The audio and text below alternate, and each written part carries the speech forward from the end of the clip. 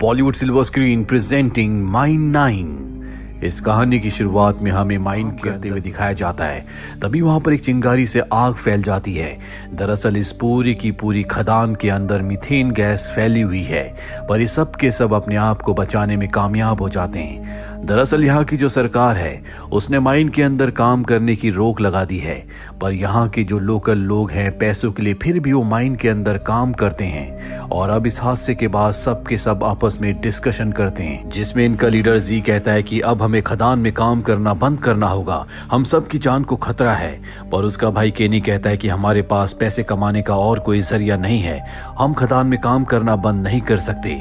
इनके जो बाकी साथी होते हैं वो भी यही कहते हैं। इसके बाद इनके बीच में वोटिंग होती है और सब अपना हाथ खड़ा करते हैं कि हम खदान में काम करेंगे।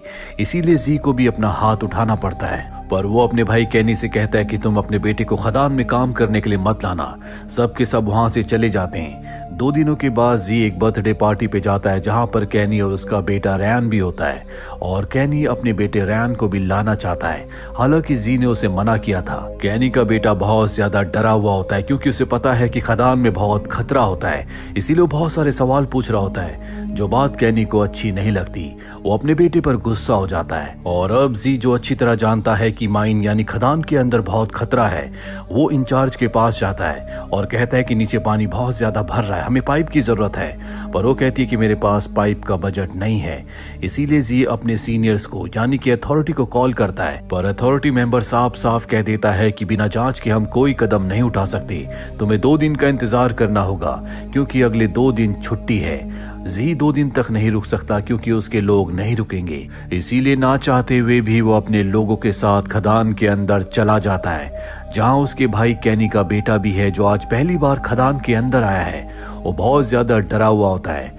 वही खदान के बाहर हमें दिखाया जाता है, जहां पर बारिश का मौसम हो गया है, यानी कि तेज बारिश होने वाली है। वहीं ये सब के सब खदान के अंदर उस जगह पहुंच जाते हैं जहां पर इन्हें काम करना है। केनी अपने बेटे को यहां से निकलने के सारे रास्ते बताता है, क्योंकि वो पहली बार यहां पर आया है। और अब सब के सब अपने अपने काम पर लग जाते हैं। केनी यहाँ पर ड्रिल मशीन का बहुत ज्यादा इस्तेमाल कर रहा होता है। हालांकि जी उसे ऐसा करने से मना करता है, क्योंकि ज्यादा हलचल से कोई भी गड़बड़ हो सकती है, पर केनी उसकी बात नहीं मानता। वहीं बहुत ज्यादा लोड बढ़ जाने की वजह से पावर हाउस में धमाका होता है, जिससे माइन का कुछ हिस्सा नीचे जमीन में धंस जाता है। ऊपर जो इंचार्ज होती है, जो मॉनिटर के सामने बैठी होती है, वो मॉनिटर में रेड अलर्ट देख लेती है, जिससे उसे पता चल जाता है कि नीचे माइन में कुछ न कुछ गड़बड़ हुई है।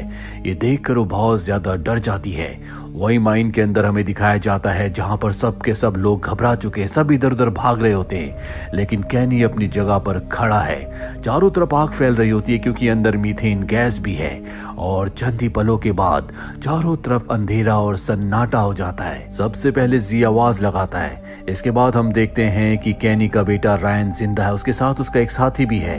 ये दोनों के दोनों केनी के पास जाते हैं, जिसकी हालत बहुत ज्यादा खराब होती है। इनके 7 लोग मारे जा चुके हैं। आज से पहले इस माइन के अंदर 113 लोग मारे जा चुके हैं, यानी कि कुल मिला के इस माइन के अंदर 120 लोगों की जान गई है। वहीं ऊपर इंचार्ज को दिखाया जाता है, जो माइन के पास आती है, लेकिन अंदर जाने का कोई रास्ता नहीं होता, उसे कुछ नहीं दिखता।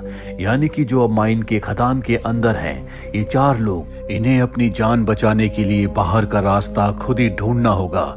इसीलिए यहाँ से जो सबसे पास का इमरजेंसी एग्जिट होता है, ये चारों के चारों उस तरफ निकल पड़ते हैं। जल्दी ये उस गेट के पास पहुंच जाते हैं, जहां पर पहुंचकर ये डिसअपॉइंट